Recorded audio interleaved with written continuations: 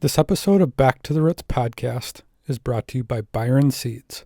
The folks at Byron Seeds believe organic requires a different perspective, plan, and approach. Organic isn't simply a different type of product or even a different way of farming. It's a different way of thinking, planning, commitment. It's a different philosophy on how to feed the world. Many won't understand, but the people at Byron Seeds do. We're owned by organic dairy farmers. We not only have the product, but we plan, manage, and execute organic.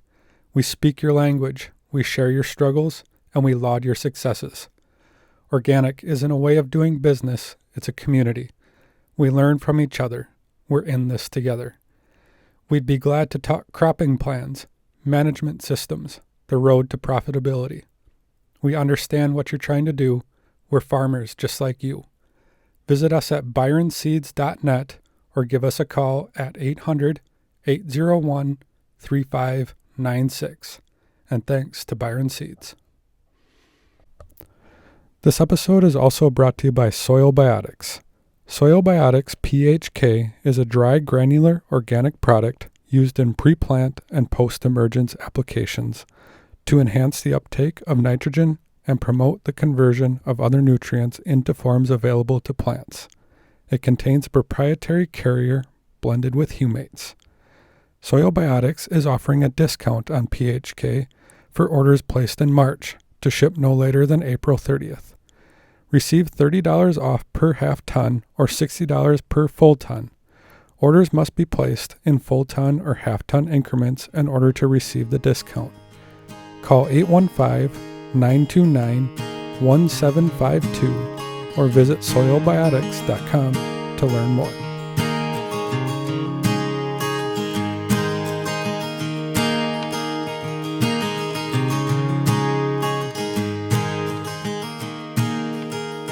This is Marlin and Eash from Indiana, and so to give you a recap on what's going on here in this area in the last few months, the weather has been spectacular.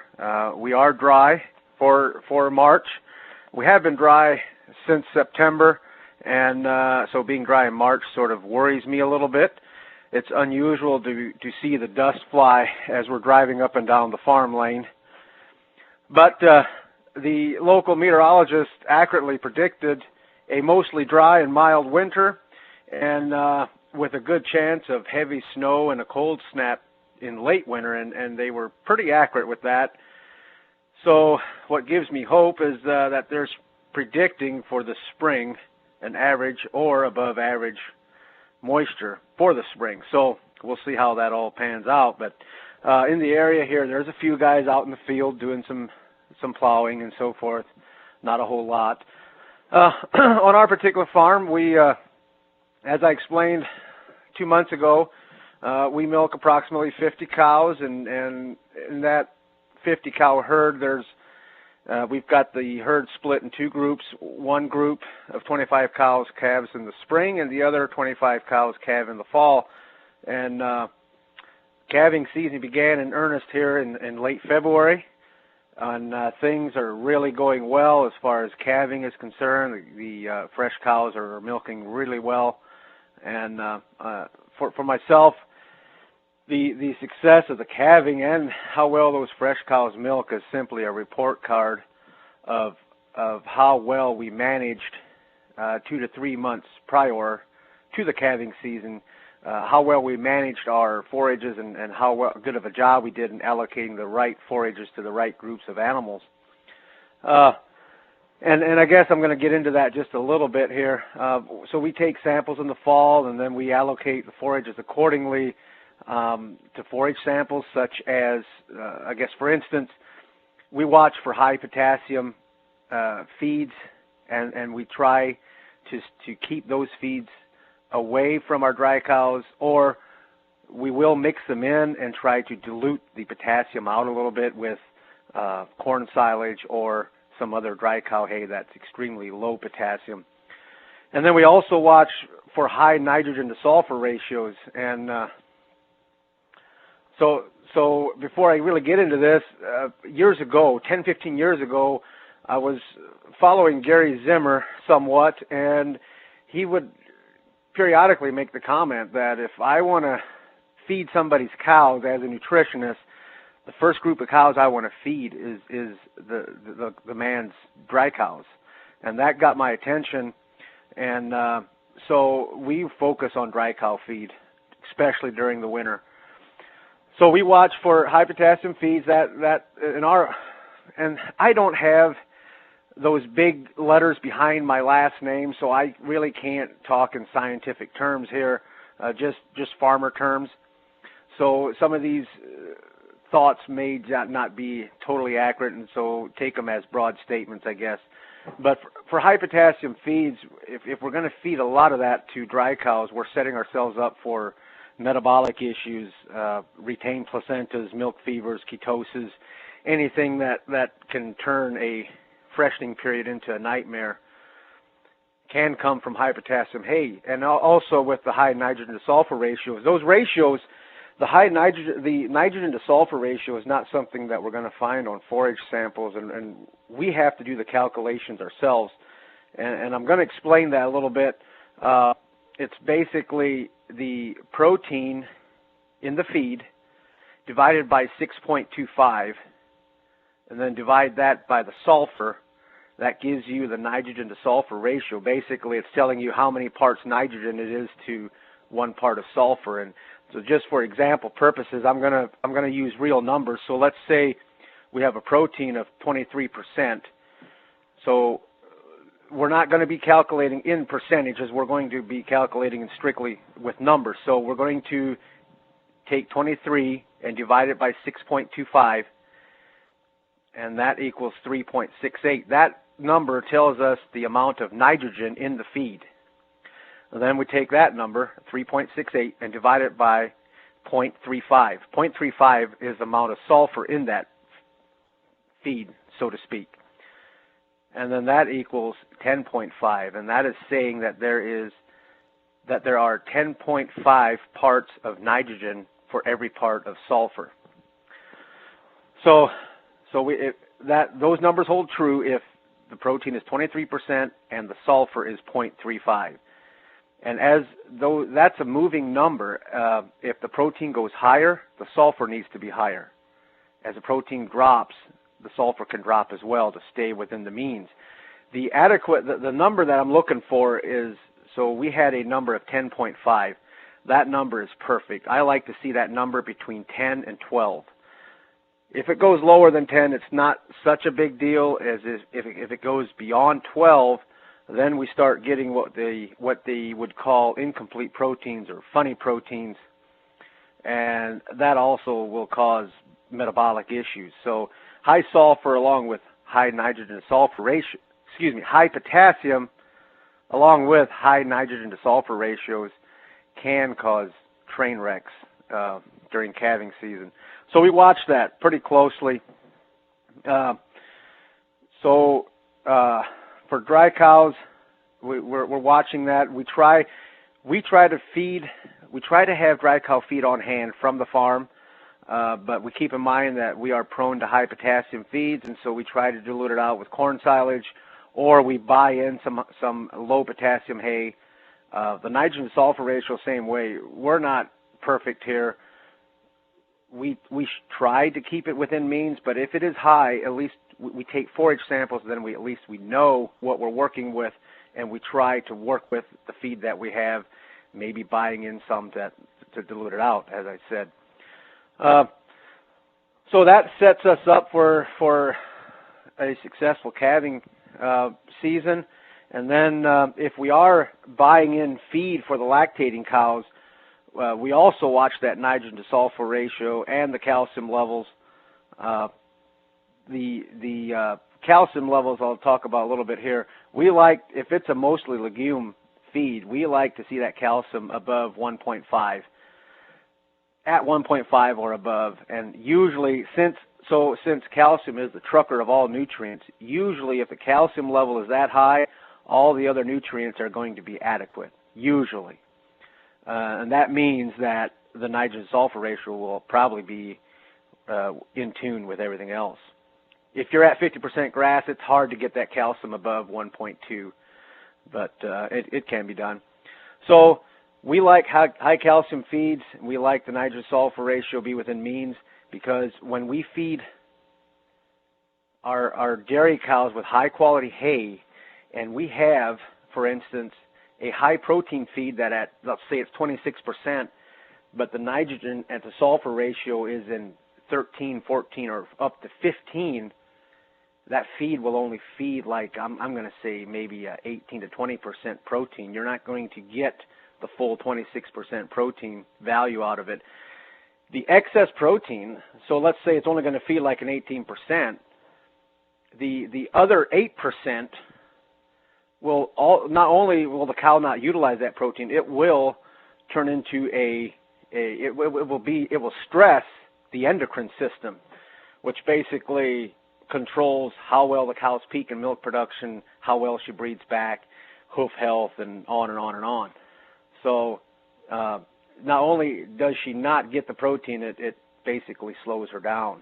So when we buy feed, that's the first thing that I look at is the calcium, and then also the nitrogen sulfur ratio, because I don't care for 220 RFQ hay if the nitrogen sulfur ratio is in 15, because I know it's not going to feed like 220 RFQ hay.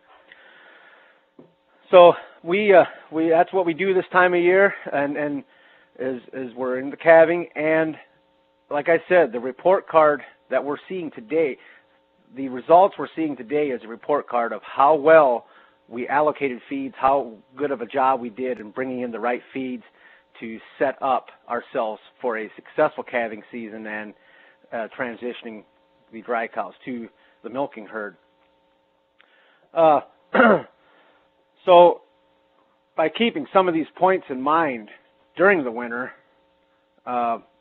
it really helps me, like I said, it really helps me avoid a lot of these wintertime milking blues that farmers face, or the calving issues that we've had in the past.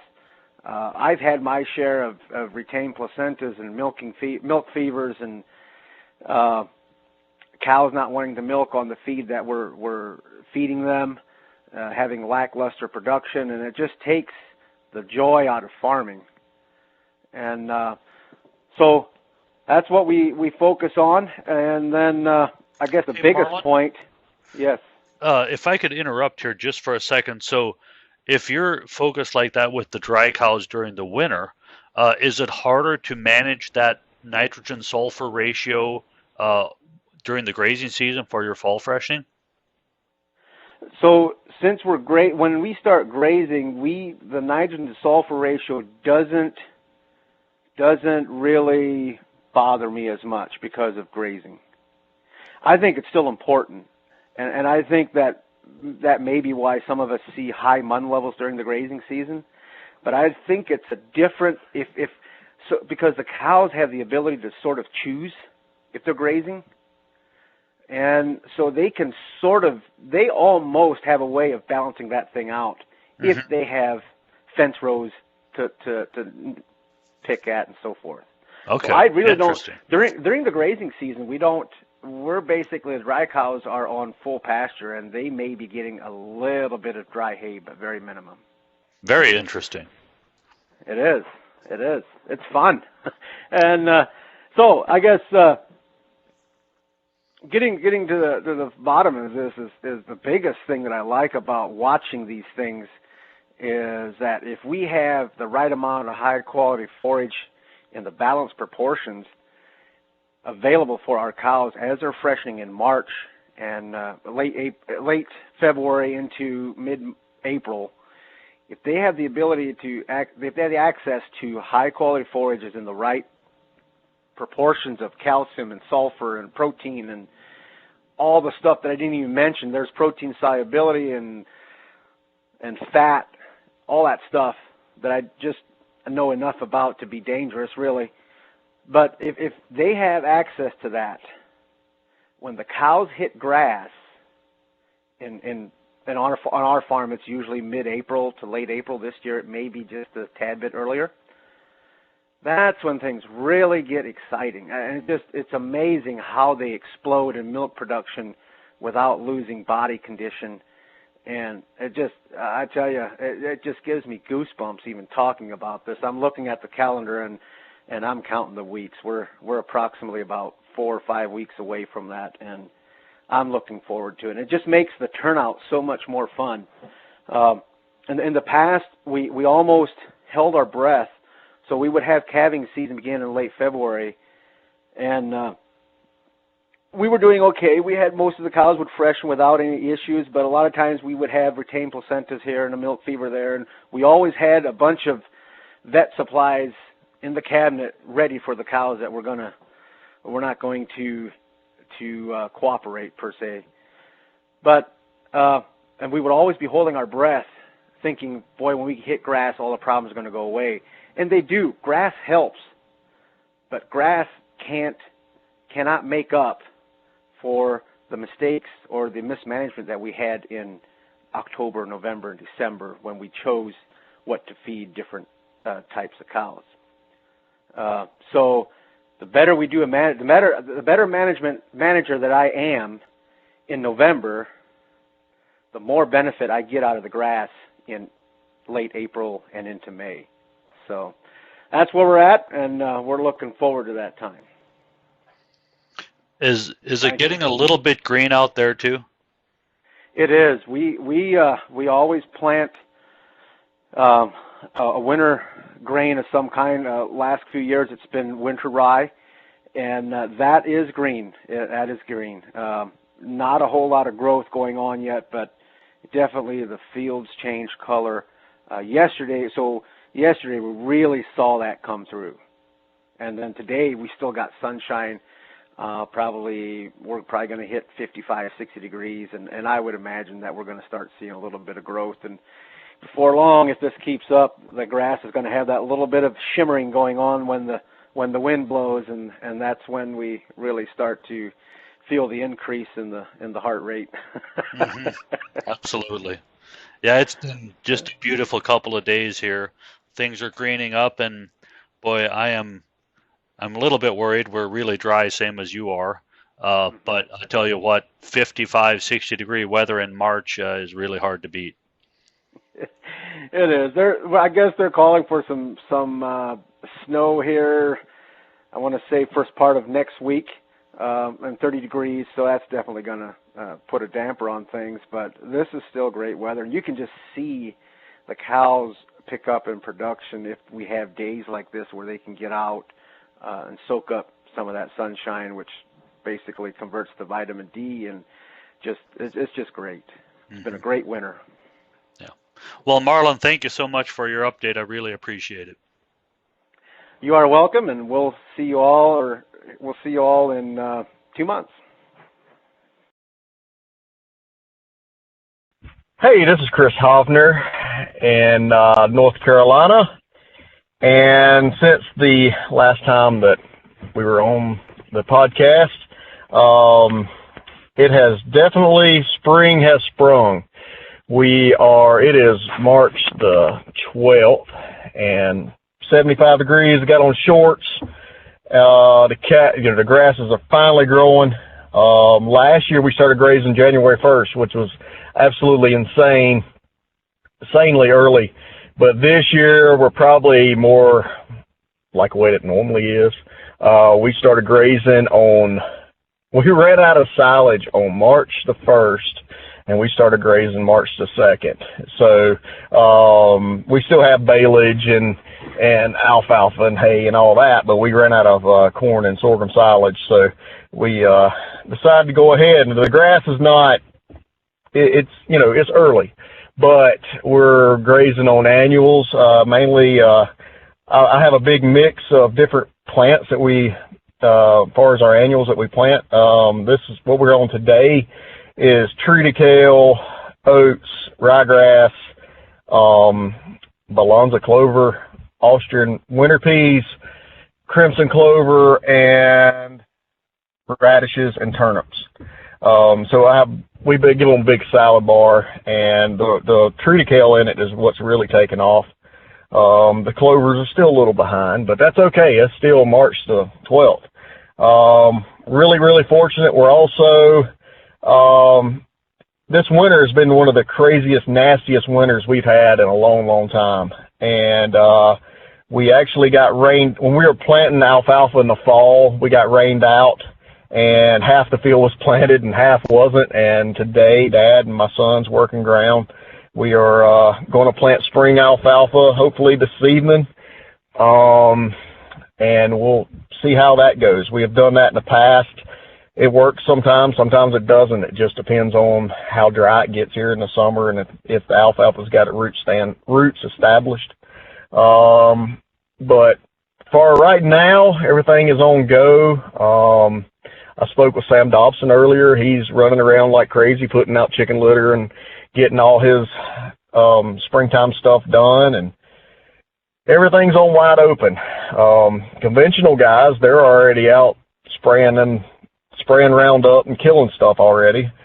So they can't go without killing something. So, but anyway, we're staying busy as far as our cows, as far as milk. We haven't been breaking records as far as our production this winter. I believe forage quality has been an issue. We've got a lot of feed, but it's not, the baleage and dry hay, but it's not the best. Since we've hit grass, and we're only getting us a little bit of dry matter. It's not, I'd have to do the math, but we've cut back 30 pounds per cow of forages, I think, and that's coming from grass. But they are really starting to really make the milk since we hit grass a couple of days ago, and they're picking up. So we've probably picked up 5 pounds a cow. So we're really fortunate with that, and just ready for the grass to keep on going. Got any questions for me, Mike? Well, okay, on what you're grazing right now, was that a cover crop after corn silage? Well, we can call it a cover crop if you would like, but it is cover crop / grazing land. Yes, sir. So what we did is we cut corn silage and sorghum. We planted corn and sorghum this year mixed together, and we chopped it and planted this October 15th in that ballpark. And we no-tilled into it, and it's done very well. Yes, sir. And the problem with no-tilling into cultivated corn is it's rough as a cob. You cannot drive across them. It is brutal, but it doesn't seem to bother the cows walking across it. So, now, will this stay in until spring, and then will you go with a seeding, or what's the plan with this? That you the plan is it is here to graze, to make hay, to any of that, and then whenever it is pretty much done, we'll tear it up, and we're probably going to go into this particular field with millet Sudex mix and for grazing, this summer. That's the plan. Mm-hmm. I mean, you mentioned a lot of species in there. Yeah. How did you come up with that mix? Was it an actual plan when you did it originally, or how did you come up with that? What are you saying, Mike? I just take a bunch of stuff and just start throwing it in the spreader? I mean, what are you saying? Well, what I'm saying is you might have been cleaning out the shop. I don't know. No, actually, that's the longer we've been doing this organic stuff, the more things I put in a mix. For instance, like right now, the triticale is growing really well. The ryegrass is sitting back a little bit. The triticale will grow, and then it starts petering out. The ryegrass will kick in. I try to, even though they're annuals, I try to have something I can get on early and something that'll last longer. If I just plant it in a straight triticale, it'll try to, or rye, it'll try to head out really early. So I'm just trying to expand my grazing season as much as possible. And, and the more plants you put out there, the more it helps the microbes. It helps everything in the soil. And, it helps cows too. Yeah, I love that concept of having a bunch of different crops in there, because you'll get that early green up with the triticale and then the ryegrass later. I think that's a wonderful idea. And, with your warmer climate, you're able to get in there a lot later in the fall than a lot of other farmers like in this area. So you can really get that established and be out there early. I think it's great. Yep, that's correct, and it does well.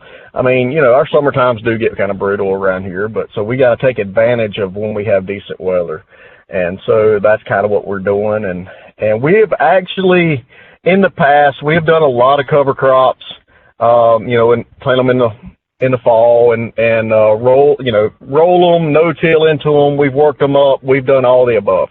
But this year, I believe we're going to mow everything we have this spring. I think we're going to do that, let it come back out a little bit, and then work it up. Or possibly we're actually looking at doing cover crops in the summer because we have such an issue with the dry weather and whatnot. And so we've been discussing why not do the covers in the summer, and if it grows, good. If it doesn't, okay. So, just play it by ear in the summertime and just have less risk that way because we always make a springtime crop. We always have good spring weather, so summertimes are an issue. Yeah, I'd be really curious to see how that works out because, we talk about summer slump here in July and August, but your summer slump is a whole different beast than it is here in Ohio. Yeah, but we just have to roll with the punches and make it work and make it happen. Yeah. Yeah, I mean, and it was really brutal all winter this year, as far as wet and raining all the time. And I think we've been 2 weeks right now with no rain, and they're calling for rain every day next week. So we're hitting the windows just perfect as far as getting our planting done. And fingers crossed, hopefully, good Lord willing, and, everything will be good this summer and make it work. Yeah, I hope so. Well, I'm jealous of your 75-degree weather. We're in the 50s here, which is beautiful, but I love warm weather. So, hey, thanks for taking the time to give this report, Chris. Appreciate it. No problem. All right, good afternoon from upstate New York. We've had a beautiful week of weather in the 50s up here, and we had quite a bit of snow base that's melting down, and we're seeing grass again. It's a bit muddy right now. Maple syrup production's underway. We're in a pretty big maple syrup area, so the county's been buzzing with guys tapping trees and starting to get their first runs of syrup made. A few weeks ago, we had a pretty deep cold, mid-February to late February. We had a few weeks of pretty cold weather. And unique thing about this winter was that we didn't really have any January thaw. So most years we end up having some thaw in January, and the snow load on the roofs starts working off. And this year there's a lot of snow on roofs, so when it started to warm up here a week and a half ago, there was a lot of people cleaning their roofs off. And, water coming in a few buildings. I had water coming in my freestall. We had to get up and break the ice dams out of the valleys of the roof. And so besides that, it's been a pretty normal winter here in upstate New York. Average snowfall in my county is about 150 inches a year. In a town about 45 minutes away, they got 112, and another town about an hour away got 177 inches. So I think we're probably right. We're in between them, so we're probably right in that average range of 150 inches, which made a lot of fun for the kids this winter. I know on the first call I mentioned I had kids. I have 4 children, 3 boys and 1 daughter. My oldest boy's 8. My second boy's 6. I have a daughter who's 4 and a son. My youngest son is 2. So they had a lot of fun in the snow. They really enjoy snow sports and sledding, and the 2 older boys play hockey. So it's been a great winter for outdoor recreation. Cows overall did pretty well this winter. One of our challenges here on our farm has been just dry cows. We don't have a great place for dry cows, so that made it pretty busy for me this winter. We were having dry cows on a separate farm, and it didn't work out, so we went to a second farm with the dry cows, and that didn't work out too well either. So we're going to have to try to make some changes for the next year, but it did allow us to milk a full barn of cows, which just made the finances work better through the winter. So, and I'm not organic yet, so our pay price is fluctuating, obviously, with the conventional market. So in December's milk, we ended up getting $18 for the milk, and the grain price was, my protein concentrate was $571, and my cornmeal was just shy of 200. And then milk dropped quite a bit for us here. January's milk dropped to $16.70. And my last load of grain, I pulled some expensive ingredients out of the grain with the milk price drop, and they just weren't paying for fat like they had been previously. So I pulled some things out. My protein concentrate ran $5.32 a ton, and my cornmeal ran $2.46 a ton. So I changed a few things as the market changed because, and we're milking pretty well right now. We're milking right about 75 pounds. We had been up near, high 70s, low 80s. But as the milk price came down, it just wasn't paying to feed quite that much grain. And also our grain has shot up pretty significantly since the fall. So we've seen cornmeal jump quite a bit. Other crops, I guess I'm going with kind of doing the grain hay price report and milk report. Other crops, haylage can be bought for about $50 a bale for 4.5 by 5 foot round bale, and corn silage can be bought about $45 a ton. This is all conventional for my area. So as I mentioned in the first call, we were pretty short on hay in this area, and that's been a challenge for a lot of guys this winter trying to find hay. And I sourced quite a bit of hay last fall and even into December to make sure I'd have enough to get through the spring. So I think I'm in pretty good shape there. And one thing we did as I was sourcing hay, I was finding I could get haylage a lot cheaper than bales. So I ended up pouring a concrete pad with a buck wall behind my equipment shed so that we could feed off that pad. I figured for the amount of hay we're going to buy this year, we were going to end up spending an extra $2,000 to $2,500 just to buy it in bales instead of haylage. And so that was pretty much half the cost of my pad. So I went ahead and put that up kind of last minute, really. It was late December till we got that done. But that's going to help me through the winter. As prices have dropped, it's just allowed me to buy a cheaper feed. So that's worked pretty well for us, actually, and it's kept us out of the mud a little more, too. Though we haven't dealt with mud through the winter, as we come into spring, we'll be dealing with more mud as things thaw out. So we did, and I shipped to Kraft, which is just 20 minutes from me, and we did secure a market with them, I think or a contract with them after the first call I had for this podcast. So that was good for the farmers in this area and a comfort, because some guys were a little worried. Last year about this time, another co-op that shipped into Kraft lost their contract, and it was just before, I think it was early January, they lost their contract, and so then it rolled right into COVID after that. So they had a real tough 6 months.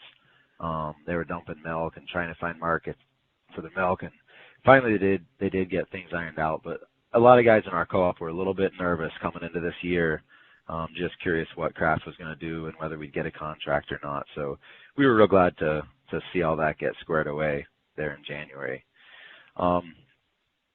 Couple more things on the weather this year.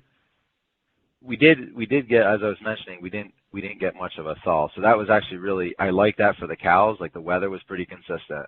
When you get the fluctuations up and down, especially here where you get a deep cold and then it warms up, it's always a little more challenging for the cows. So having pretty constant weather, even though it was a little cold, was actually pretty nice. And the crop report, obviously we're not working in the fields at all yet. Some guys, we did have so much snow this year because it didn't melt. There's a lot of guys plowing to spread manure. I thankfully have a pit here that'll hold my full winter storage, but some of the farms that are spreading every few weeks or every day, we're either plowing in front of they would plow a path and then spread, or some of them actually will plow a big area out and then they'll put a big pile and put like their pack manure there. And then when it comes spring, when everything falls out in the spring, they'll go ahead and re-spread that manure. So that's been, guys have been putting a little more time into manure hauling through the winter here because of the amount of snow we had. We had a pretty good base. It was up above my knees, for probably a good part of February. And it just makes it tough to spread manure. Most guys now are just getting ready getting equipment ready for spring, especially with this warm weather. I think everybody's jumping on it and starting to get their equipment ready. Generally, we don't start planting corn up here. Conventional guys don't start planting until May. We won't plant till late May here, because we're not planting treated seed. We're, transitioning our land, so we're, treating it as organic. And we want to get the soil warmed up so the corn will jump ahead of the weeds, so we won't plant till late May. Some guys will get in late April, but generally not till early May. Herds, like I mentioned, my herd I feel like they're milking pretty well. The prices I gave earlier there, the $18 we got for December milk and the $16 we got for January milk, that's on a 4.0, 4.1 butter fat and a 3.2 protein. So I've been happy with the way they've milked through the winter. We're like 175 days in milk right now, and I've been bringing some heifers in. I purchased some heifers, and I'm also bringing quite a few of mine in here. Overall, though, we've had a good winter. Looking forward to spring. Looking forward for the weather to break, and we're glad to see this week's kind of a teaser. It's warming up quick, but Sunday night it's supposed to be back down to 7. So that's the North Country and New York. Yeah, I thought about you this winter when I know there was snow up in New York and cold weather, so I thought, I wonder how Eric's doing. But yeah, we've been nice and warm here the last couple of days. Supposed to cool off and get some snow next week, but boy, spring is right pretty much here. You mentioned hay shortage. Was that from drought last summer? Is that why there's a hay shortage in that area? Yeah, Mike. So we really dried out. Most guys got a good first cutting last year, and some of the guys that cut really early got a decent second. But most guys had a pretty short second and a really short third. So in general, I mean, we're in a real hay shortage up here. And so I locked in some bales last fall because I knew I wanted to get my hay secured before, winter or spring at like $35 a bale. And then by this winter, I checked with him like early January, I think, and he was up to $50 a bale. So, and there just wasn't a lot of it around. Like, it was hard to even find round bales. And so that's why I kind of decided going into winter, I was like, I better get this pad up because there was quite a bit of haylage right close to me. And the haylage I'm getting delivered for like $48 a ton. And that's delivered on my pad. I don't have to do anything but go scoop it up and put it in the mixer. Mm-hmm. But yeah, bales are real tough to come by because that's what everybody wants to transport. It's easy, Mm-hmm. Yeah, but haylage probably isn't that hard to work with if you've got that concrete pad. Yeah, no, it's working great now that the pad's there. But I had no place to dump it. There's not a lot of concrete on this farm, so I had no place to dump it and scoop it. I was trying to think of how I could not spend all the money to build it, and I just said, there's no way I'm going to be out of the mud. So went ahead and did it. And the other thing I forgot to mention, so we were short on hay, but there's a real good corn crop here this last year. And it seems like almost everybody's butter fat's running about 4. Even some farms that typically ran like low 3s, mid 3s, they're running up at 4. And my vet says, he believes it's because everybody has good corn. So, yeah, farmers are happy to have a little more fat in the milk. Mm-hmm. And what time of year, what is your typical start of grazing season up there?